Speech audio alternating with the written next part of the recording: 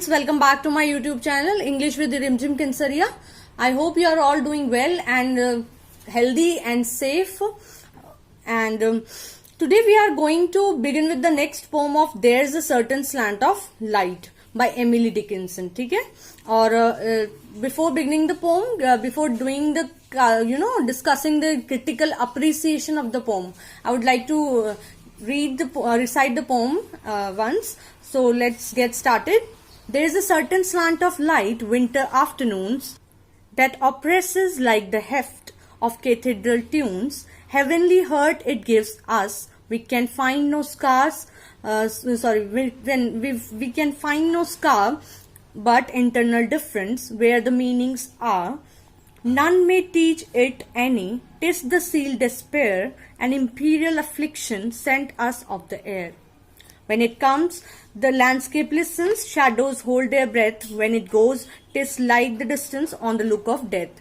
And this is very beautiful poem again, and this poem of Emily Dickinson also deals with the death. Okay, it's a short and sweet poem of 4 stanzas.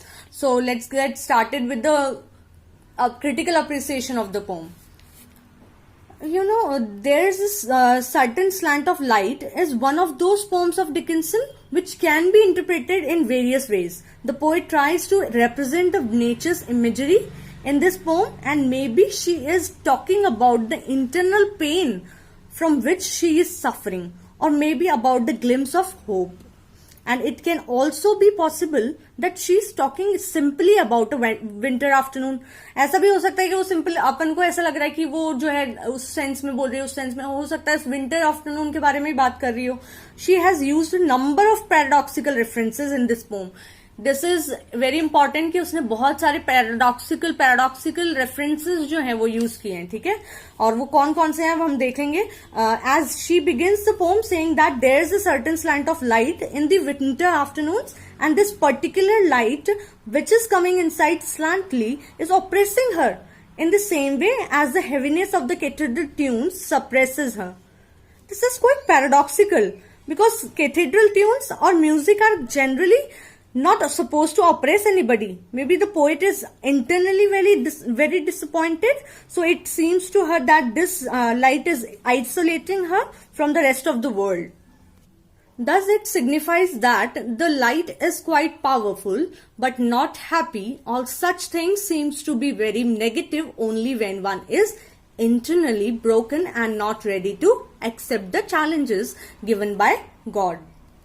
In the second stanza, Dickinson again gives some paradoxical situation when she says, heavenly hurt it gives us. Heavenly hurt it gives us, as it is known to everyone that the heaven can never hurt us. How heaven can hurt us? See the unfamiliar line of the Emily Dickinson's poem, क्योंकि हम generally consider नहीं करते हैं कि heaven हमें hurt करेगा. Heaven is supposed to give us, very divinity, or you can say happiness, very ecstasy, you can say. But the poet represents a contrast view when she projects heavenly and hurt. Heavenly and hurt together at the same time. Heavenly जो है यहाँ पे मैं emphasis देना चाहूंगी sublime है, और hurt जो है वो earthly stuff है. ठीक है, we can find no scar.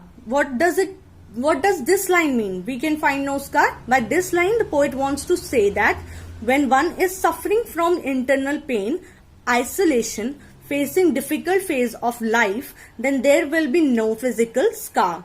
But one will be broken internally and deep internal conflict will be aroused.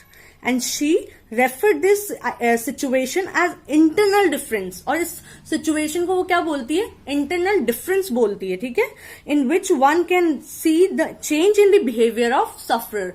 Internal difference जब आपके अंदर आ जाता है ना, according to the poet Emily Dickinson, तब क्या होता है कि आप क्या करने लगे, आपके behavior, जो sufferer होता है, जो बंदा suffer कर रहा है, उसके behavior में जो है you can see the difference, what differences have come in that particular person.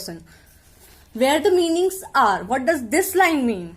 Where the meanings are. Various interpretations can be made out of this particular line. Maybe through meanings she refers heaven or the emotional pain which is located in us. Or maybe she wants to know that where are all the things which usually troubles us. Further, she stresses that nobody can teach us how to overcome with our problems and grief, because the pain or despair always remain within you. Then she reveals the fact and gives a general view that this internal emotional pain is not only with her but it is with every single person in this world. फिर वो क्या कह रही है कि ये जो internal emotional pain है ना, वो ऐसा नहीं है कि सिर्फ उसी के साथ है, ये हर इंसान के साथ है. It's it's a very common thing. हर इंसान जो है वो क्या कर रहा है, खुद के अंदर जो है बहुत स्ट्रगल कर रहा है, बहुत इसके अंदर इंटरनल डिफरेंस है, पेन है, जो है ये एक्सप्लेन करना चाह रही है कि यहाँ पे ये चीज बहुत ही जो है सब पीपल के अंदर है, सब इंसानों के अंदर है. Further, hence it is sent by the heaven itself, so all the human beings have to suffer from it. फिर वो बोलते हैं कि हेवन ने, ये जो इंटरनल पेन है ना, ये हेवन ने दिया है और इस सब इंसानों को, सब ह्यूमन बीइंग्स को इस चीज से सफर करना ही होगा. Further, when it comes, the landscape listens. Shadows hold their breath. It's important line. Underline this line, students. When it comes, the landscape listens. Shadows hold their breath.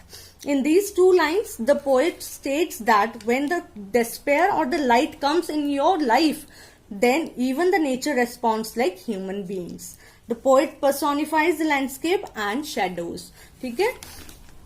Further, the landscape listens to our emotions carefully. हमारी जो landscape है वो क्या करती है, वो बहुत emotionally हमारे और बहुत केयरफुली हमारे क्या करती है, हमारे इमोशंस को सुनती है.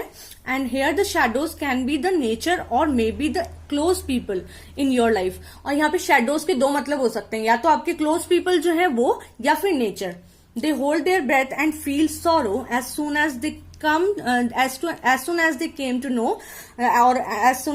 to know your problems. जब आपके जो क्लोज पीपल होते हैं और जो नेचर होते हैं, जब उनको पता चलता है, हमारे रिलेटिव्स जो होते हैं, as we can see as an example, अगर हमें कुछ होता है तो हमारे रिलेटिव्स को कितना दुख होता है कि हाँ ये हमारे रिलेटिव है, और कितना प्रॉब्लम, जो सफर हम कर रहे होते हैं उनको उतना ही जो है दुख होता है कि what's wrong with this person and what ever it is, कितना बुरा लगता है. वैसे ही जो ये यहाँ पे कह रही है कि हमारे लव्ड वन हो या नेचर हो, उन्हें हमारे फीलिंग्स के बारे में जब पता चलता है तो वो बहुत they feel very sad for us. Thus in this way the landscape and the shadows responds in the same way, and when the light or the people exist from our lives, it causes a mysterious sort of distance which is equal to death during these circumstances, and it leaves a kind of mystery forever. Thus this is the mysterious quality of light which represents both positive and negative aspects. Okay, now let's see, we have done the explanation of the poem, and now let's have a look on poetic qualities, or you can say literary devices used in this poem. First of all, आप लिखिए simile, SIMILE, simile, like the heft. Dickinson uses simile as a lot in her poems. Simile जो है वो बहुत use करती है Emily Dickinson जो है. इमेजरी की बात करूं मैं तो she has represented imagery of nature की इमेजरी प्रेजेंट की है. पैराडॉक्स यूज हुआ है. मैंने आपको बताया था कि कैसे वो पैराडॉक्सिकली यूज कर रही है. The poet has given paradoxical situation in this poem. For example, heavenly hurt. Heaven हमें कभी हर्ट नहीं कर सकता, तो उसी हिसाब से उन्होंने बताया कि heavenly hurt. Light oppresses her like cathedral tunes. Light जो है वो उसे ऑप्रेस कर रही कैथेड्रल ट्यून से. यहाँ पे भी पैराडॉक्स यूज हुआ है. In this way she has used a number of paradoxical references. ठीक है. क्रिटिकल अप्रिसिएशन तब तक आपका कंप्लीट नहीं माना जाएगा फ्रेंड्स, जब तक आप उसमें लिटरेरी डिवाइसेस ऐड नहीं करते हैं. सो प्लीज आप ऐड कीजिए अपने आंसर्स में. Your answers will be very effective. And next, personification. The poet has made personification, for example landscape and shadow, of landscape and shadow. Metaphors use हुए हैं. There is an extended metaphor in this poem. अब आप लिखिए macabre image. macabre की spelling होती है MACABRE. macabre image, MIAGE image, तो आप लिखे लेंगे. As the poet has personified death and presented macabre image.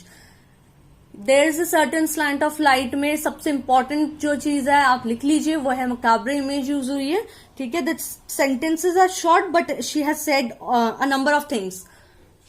You must have noticed it's just a 4 stanza poem and very short and compact. Even though she is in these lines, she has explained a lot of things. बहुत सारी चीजें उन्होंने explain कर दी इसमें. Hyphens use हुए हैं वो हमने देख लिया था. कैपिटलाइजेशन यूज होते हैं इसकी पोम्स में, वो हमने प्रीवियस पोम्स में देख ही लिया था. अगर आप एमिली डिकिंसन पढ़ना चाहते हैं, because I could not stop for that bird came down the walk and because I could not stop for that, you can watch my previous videos. I have critically analyzed the poems, so you can watch my previous videos for more Emily Dickinson's poems. And we will meet in the next class. Till then, take care, bye bye, and have a good day. Thank you so much.